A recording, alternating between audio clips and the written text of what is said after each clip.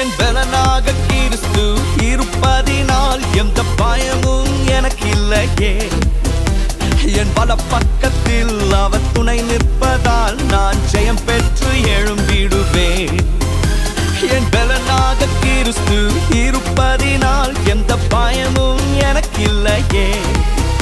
என் பல பக்கத்தில் அவர் துணை நிற்பதால் நான் ஜெயம் பெற்று எழும்பிடுவேன். எல் ஷடாய் என் தெய்வமே,